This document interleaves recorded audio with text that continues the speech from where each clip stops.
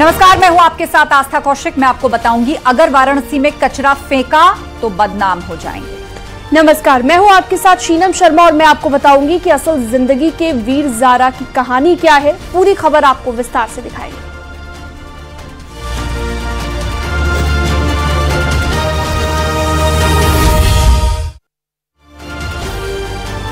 और रामपुर से बड़ी खबर, जयप्रदा की मुश्किलें बढ़ गई हैं। जयप्रदा के खिलाफ एमबीडब्ल्यू वारंट इश्यू हुआ है। गिरफ्तार कर कोर्ट में पेश करने के आदेश दिए गए हैं। आचार संहिता उल्लंघन के मामले में यह वारंट जारी हुआ है। जयप्रदा के जमानतियों को भी नोटिस जारी किया गया है। MP MLA magistrate trial court का यह पूरा मामला है। 2019 के चुनाव में दर्ज हुआ था थाना स्वार और थाना केमरी में आचार संहिता उल्लंघन का मामला। तो जयप्रदा की मुश्किलें बढ़ सकती हैं। रामपुर से ये बड़ी खबर आ रही है, उनके खिलाफ वारंट जारी कर दिया गया है। उनको गिरफ्तार कर कोर्ट में पेश होने के आदेश दिए गए हैं।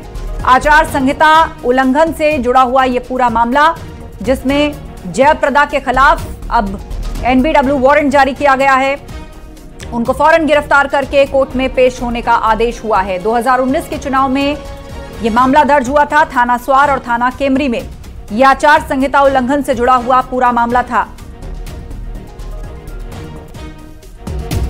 आज जयप्रदा जी की तरफ से एक सुप्रीम कोर्ट के एडवोकेट हैं असगर खान साहब, वो आज न्यायालय में उपस्थित हुए थे और उन्होंने इन दोनों मामलों में अदालत में रिकॉल एप्लीकेशन लगाई थी, जो कि माननीय न्यायालय ने खारिज कर दी। एप्लीकेशन में क्या लगाया? एप्लीकेशन में उन्होंने ये ग्राउंड दिया था कि पिछली कई तारीखों से जो जयप्रदा जी नहीं आ रही है वो मेडिकल ग्राउंड है, उनकी तबीयत खराब है, वो किसी और केस में लगी हुई थी, इसलिए अदालत में नहीं आ सकी। और ये जो एनपीडब्ल्यू जो जारी किए हैं माननीय न्यायालय ने, इसको रिकॉल कर दिया जाए और 313 की जो कार्यवाही है उसकी एक डेट लगा दी जाए। हाँ, एसपी के थ्रू है, वैसे तो वो खुद भी प्रेजेंट हो सकती हैं। आज जो सुप्रीम कोर्ट के एडवोकेट आए थे तो उनके साथ भी आ सकती थी वो। लेकिन अब अदालत ने यही आदेश जारी किया कि रामपुर एसपी जो है वो उनको गिरफ्तार कर। जी हाँ, क्योंकि एनपीडब्ल्यू कई बार हो चुके हैं तो अब एसपी के थ्रू जो है वो आदेश किया गया है। विशाल सक्सेना से इस पर अपडेट लेते हैं। विशाल, अब जयप्रदा के सामने क्या विकल्प है? गिरफ्तार करके कोर्ट में पेश होने का आदेश दिया गया है। बिल्कुल, देखिए फिल्म अभिनेत्री जयप्रदा की मुश्किलें अब बढ़ गई है, क्योंकि जिस तरह से आचार संहिता उल्लंघन के मामले में 4 बार कोर्ट जो था एनबीडब्ल्यू वारंट उनका जारी कर चुका था। वहीं एक जो थाना स्वार से संबंधित मामला था, वहीं एक था कैमरी थाने से संबंधित मामला था, उसमें भी एक बार जारी कर चुका था। लेकिन क्योंकि कई बार एनबीडब्ल्यू जारी होने के बाद भी जब कोर्ट में जयप्रदा पेश नहीं हुई, तो आज रामपुर की एमपी एमएलए कोर्ट ने जयप्रदा को दोबारा नोटिस जारी करा है और साथ ही रामपुर एसपी को भी आदेश जारी करा है कि वो जयप्रदा को क्या कहते हैं कोर्ट में जो है उनको पेश करे। तो कहीं ना कहीं रामपुर एसपी को उन्होंने ये जाहिर करा है कि रामपुर एसपी गिरफ्तार करके जयप्रदा को कोर्ट में पेश करे, तो जयप्रदा की मुश्किलें बढ़ गई है। साथ ही जिन मामलों में जयप्रदा ने आज जो इनके जमानती लगे हुए थे, उन जमानती को भी कोर्ट ने नोटिस जारी किया है। जानकारी के लिए शुक्रिया आपका विशाल। आपने बताया कि उनके जो जमानती थे उन तक को नोटिस मिला है।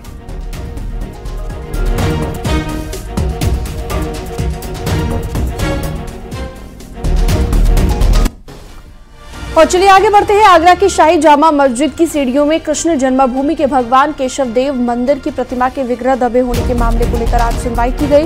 दोनों पक्षों की बहस के बाद जामा मस्जिद कमेटी के वकील के संशोधित प्रार्थना पत्र पर अब 19 दिसंबर को सुनवाई होगी।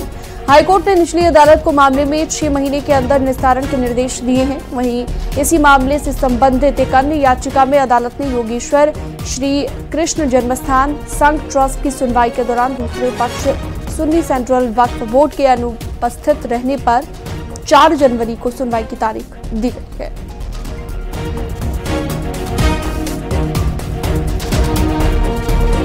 आज जामा मस्जिद वाले केस में सुनवाई हुई और प्रतिवादी नंबर 1 इंतजामिया कमेटी वालों ने एक एप्लीकेशन अपने 7-11 की जो एप्लीकेशन दी है उसमें संशोधन की दी और उस संशोधन की एप्लीकेशन की सुनवाई के लिए न्यायालय ने 19/12/2023 तारीख नियत की है। इसके साथ साथ हमारे द्वारा एक माननीय उच्च न्यायालय के आदेश को दाखिल किया गया, जिसमें माननीय उच्च न्यायालय ने निर्देश दिया है कि भाई इस मुकदमे का डिस्पोजल 6 महीने के अंदर हो जाना चाहिए। वाराणसी की गलियों में घाटों पर कूड़ा फेंकना अब बदनामी का कारण बन सकता है। जो गंदगी फैलाएगा उसकी तस्वीरें अब चौराहों पर लगा दी जाएंगी।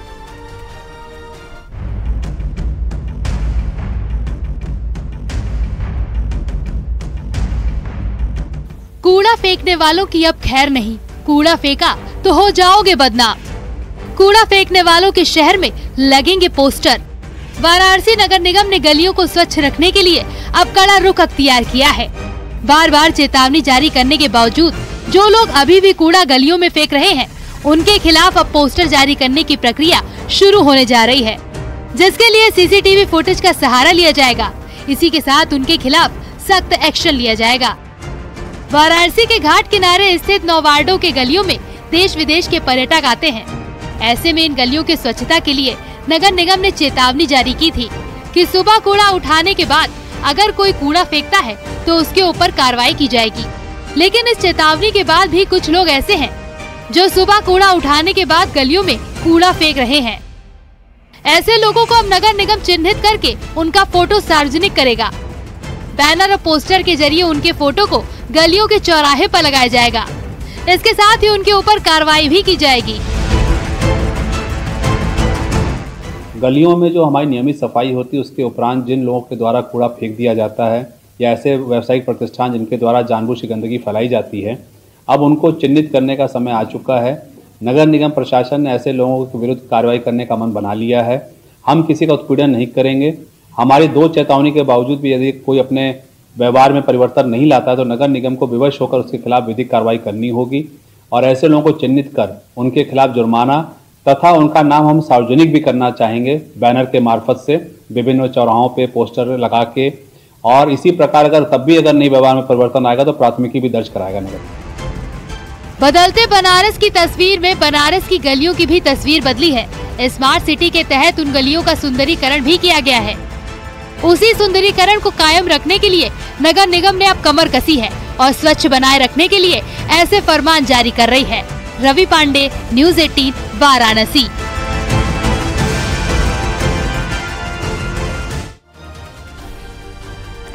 इंडियन एयरबेस की बाउंड्री के पास बनी एक सुरंग रहस्य बन गई है। सवाल ये है कि क्या ये वाकई कोई सुरंग है?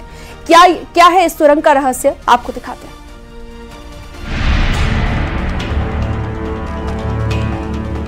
इन तस्वीरों को गौर से देखिए। ये करीब 4 फीट गहरी सुरंग की तरह दिखाई दे रही है। क्या ये वाकई सुरंग है? क्या इस जगह पर सुरंग बनाने की कोशिश की गई है? जब आपको ये पता चलेगा कि किस जगह पर ये सुरंग खोदी गई है तो आप भी हैरान रह जाएंगे। ये गड्ढा खोदा गया है गाजियाबाद में हिंडन एयरबेस की बाउंड्री के पास, जिसके बाद ये सवाल उठ रहे हैं कि क्या गाजियाबाद में हिंडन एयरबेस की सुरक्षा में सेंध की कोशिश हुई है। यहाँ एयरबेस की बाउंड्री वॉल के पास 4 फीट गहरी सुरंग खोदी गई। इरशाद कॉलोनी के पास ये सुरंग खोदी गई। स्थानीय लोगों ने पुलिस को इसकी सूचना दी, जिसके बाद टीला मोड़ पुलिस ने FIR दर्ज की है। पुलिस मामले की जांच में जुटी है। उधर एयरबेस के अफसरों का दावा है कि उनकी ओर से सुरक्षा में कोई चूक नहीं हुई है। अब ये पता लगाने की कोशिश की जा रही है कि सुरंग जैसा गड्ढा हुआ कैसे। तहरीर के आधार पर FIR थाना टीला मोड़ पर पंजीकृत कर ली है और मौके पर FIR के क्रम में जांच की जा रही है।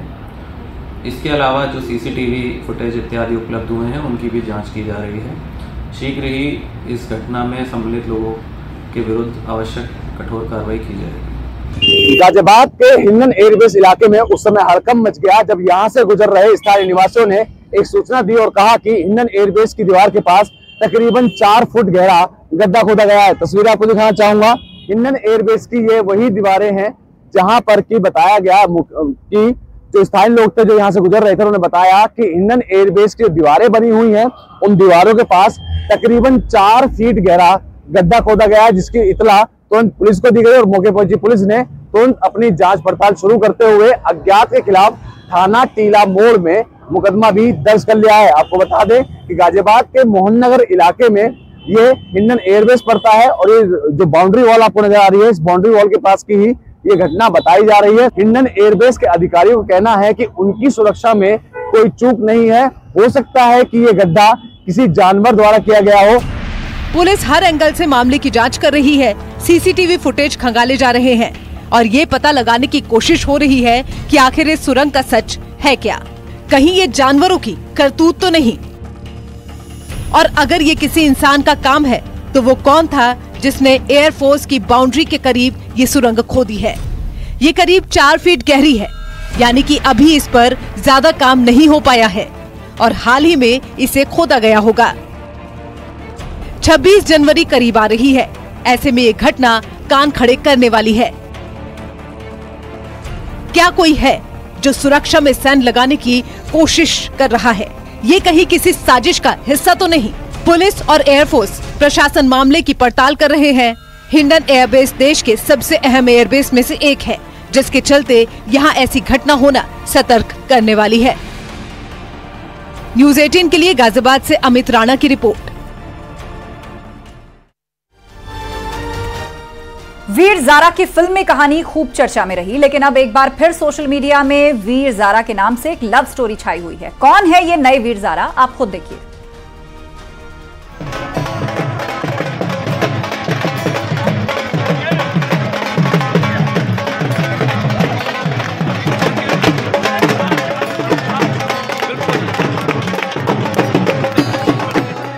ये है फिल्म के वीर ज़ारा और ये है असल जिंदगी के वीर ज़ारा।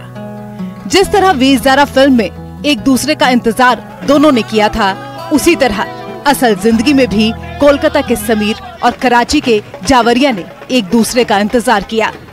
करीब 5 साल तक ये दोनों दूर रहे, लेकिन इन दोनों को विश्वास था कि एक दिन किस्मत उन्हें जरूर मिलाएगी और हुआ भी ठीक वैसा ही। ये दोनों अब शादी करने जा रहे हैं। जनवरी के पहले हफ्ते में समीर और जावेरिया की शादी है। 6 जनवरी को दोनों की शादी का रिसेप्शन कोलकाता में होने जा रहा है। भारत में जिस तरह जावेरिया का अटारी बॉर्डर पर स्वागत हुआ है, उससे वो बेहद ही खुश है।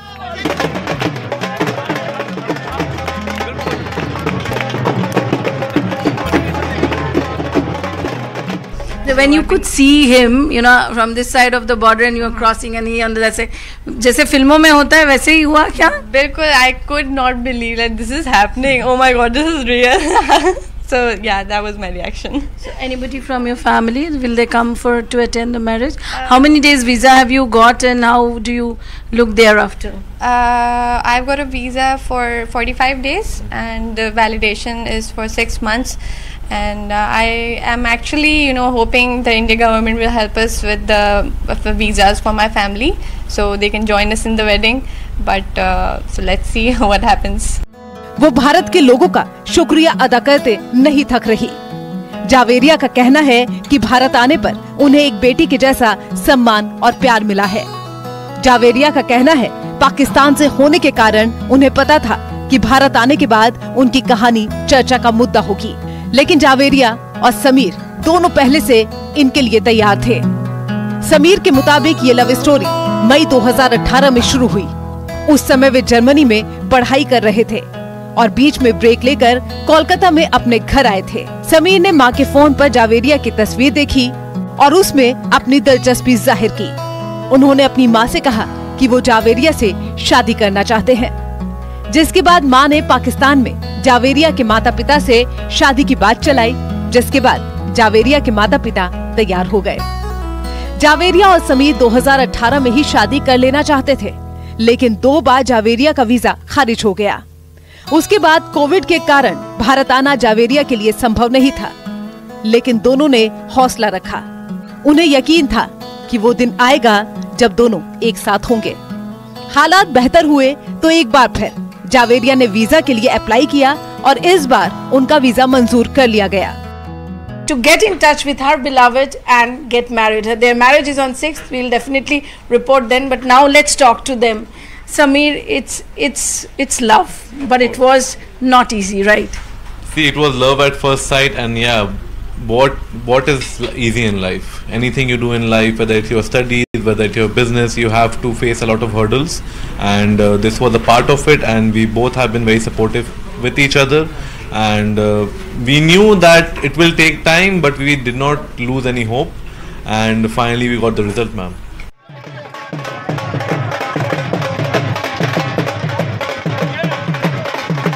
जावेरिया अटारी बॉर्डर पहुंची तो भारत की सीमा में आते ही उनका जोरदार स्वागत हुआ। समीर का कहना है कि पाकिस्तान की बेटी अब भारत की बहू बनने जा रही है और बहू का सम्मान करना हिंदुस्तान का रिवाज और तहजीब है। उसी के मुताबिक जावेरिया का स्वागत किया गया।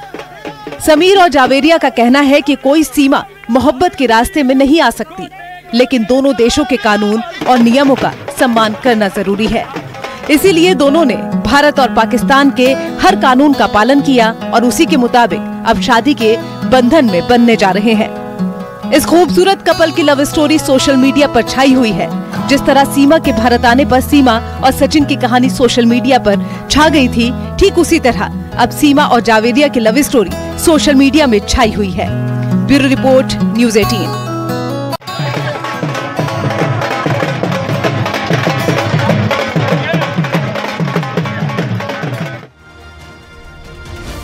और यहाँ रुकेंगे एक ब्रेक के लिए, जल्द लौटते हैं।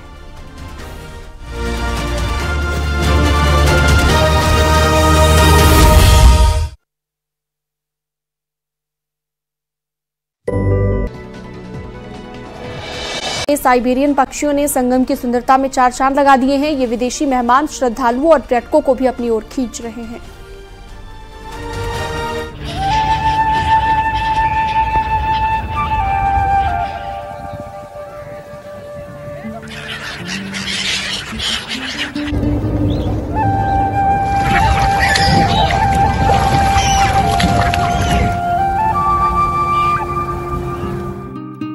संगम नगरी में जनवरी में माघ मेले की शुरुआत होनी है, लेकिन माघ मेले से पहले ही संगम तट पर 7 समंदर पार से आए हुए पक्षियों का मेला शुरू हो गया है।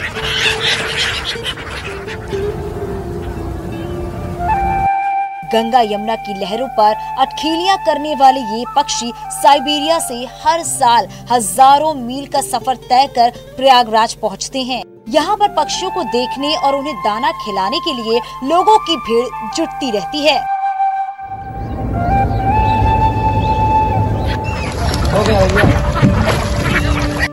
प्रयागराज में हर साल जनवरी में माघ मेले का आयोजन होता है। माघ मेले के साथ ही प्रयागराज में गंगा यमुना की लहरों पर दूध जैसे सफेद दिखने वाले साइबेरियन पक्षियों का जमावड़ा लगा रहता है। पक्षियों के इस झुंड को दाना खिलाने के लिए श्रद्धालुओं में भी होड़ लगी रहती है।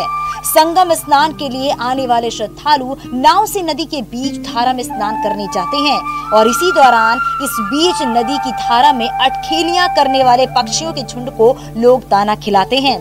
साइबेरियन पक्षियों के आने का सिलसिला ठंड की दस्तक के साथ ही शुरू हो जाता है और जैसे जैसे ठंड का मौसम बढ़ता जाता है, वैसे वैसे इन पक्षियों की संख्या संगम तट पर बढ़ती जाती है। धीरे धीरे पक्षियों की ये संख्या संगम और उसके पास हजारों की संख्या में हो जाती है। माघ मेले के समय संगम पर पक्षियों की संख्या चरम पर दिखती है।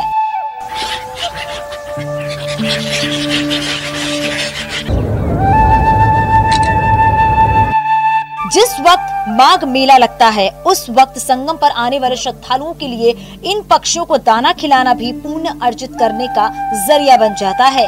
गंगा स्नान के बाद लोग इन पक्षियों को दाना खिलाकर भी पुण्य लाभ अर्जित करते हैं। दर्शकों से प्रयागराज में ठंड के मौसम की शुरुआत के साथ ही इन पक्षियों का मेला भी लग जाता है।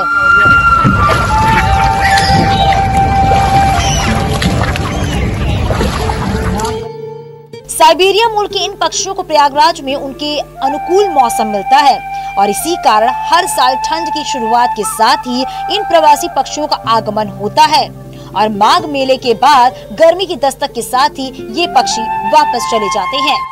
Bureau report, news 18।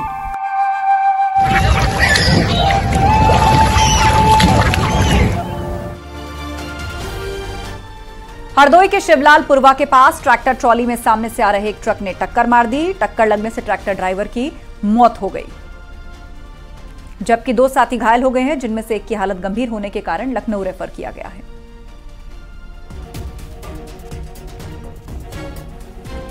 हरदोई के शिवलालपुरवा के पास ट्रैक्टर ट्रॉली थी।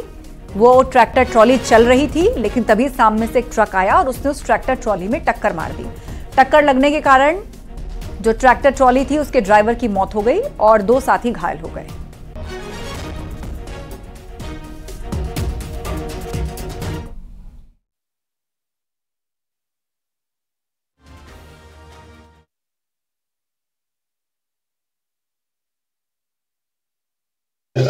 एक्सीडेंट हो गया जिसमें 6 व्यक्ति घायल हो गए।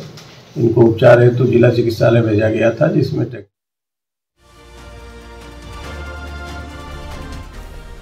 संसद में जम्मू कश्मीर आरक्षण संशोधन विधेयक पर चर्चा के दौरान अमित शाह ने आरजेडी सांसद मनोज कुमार झा पर जमकर निशाना साधा। दरअसल आरजेडी सांसद मनोज झा ने कहा कि आज सदन में कश्मीर की तरफ से कोई नहीं है, जिस पर गृह मंत्री शाह ने जवाब दिया कि हम हमेशा से कश्मीर के साथ हैं। सर, आज कश्मीर का कोई नहीं है इस सदन में। मैं था उस दिन। सर, उन्होंने बड़ा ग्रॉस स्टेटमेंट किया है कि कश्मीर का इस सदन में कोई नहीं है। वो अपने बारे में कह सकते हैं, हमारे बारे में क्यों कह रहे? हम तो सदैव कश्मीर के हैं, हमेशा के। आपके बारे में वो सच हो सकता है, हमारे बारे में आप कैसे स्टेटमेंट कर सकते हो भाई?